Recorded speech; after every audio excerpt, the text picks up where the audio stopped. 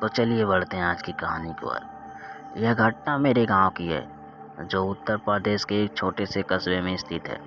यह कहानी उस समय की है जब मैं करीबन 12 साल का था।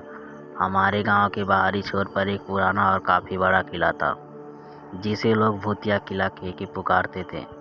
यह किला सैकड़ों साल पुराना था और उसकी खंडहर अवस्था को देखकर ही उसकी पुरानी गरिमा का अंदाज़ा लगाया जा सकता था। गाँव के बुजुर्गों का कहना था कि इस किले में कभी एक रानी रहा करती थी, जिसे अंग्रेजों ने धोखे से मार दिया था।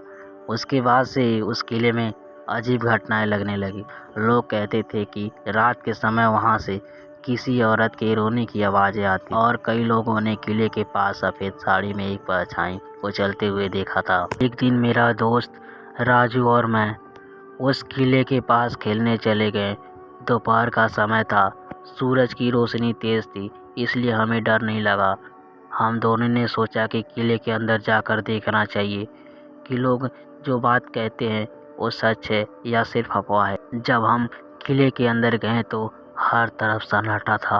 अंदर के हालात और भी बुरे थे। जगह जगह दीवारें टूट चुकी थी और बड़े बड़े पेड़ उगाए थे। जैसे ही हम अंदर घुसे, हमें वहाँ एक अजीब सा सर्द एहसास हुआ, मानो वहाँ की हवा ठंडी हो गई हो। हमने इसे नज़रअंदाज कर दिया और अंदर की ओर बढ़ने लगे।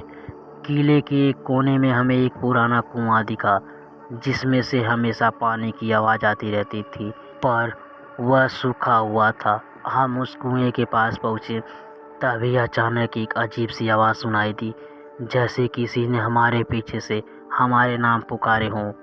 पहले तो हमने सोचा कि यह हमारा वहम होगा, लेकिन जब वह आवाज़ दोबारा आई तो हम दोनों डर गए। राजू ने कहा, चलो वापस चलते हैं, यहाँ कुछ सही नहीं लग रहा। लेकिन मेरी जिज्ञासा और बढ़ गई थी। मैंने राजू से कहा कि हम थोड़ी देर और रुकते हैं।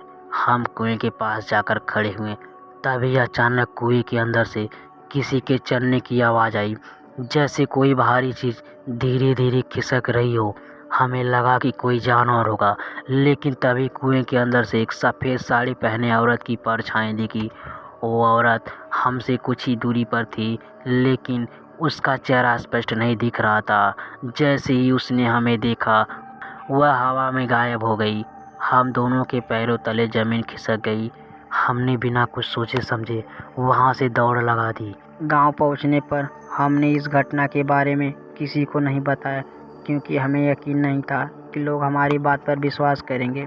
उस दिन के बाद से मैंने कभी उस किले के पास जाने की हिम्मत नहीं की। लोगों का कहना है कि वो औरत रानी की आत्मा थी, जो आज भी उस किले में भटक रही है। आज की कहानी यहीं तक थी। चलिए मिलते हैं अगले नेक्स्ट वीडियो में।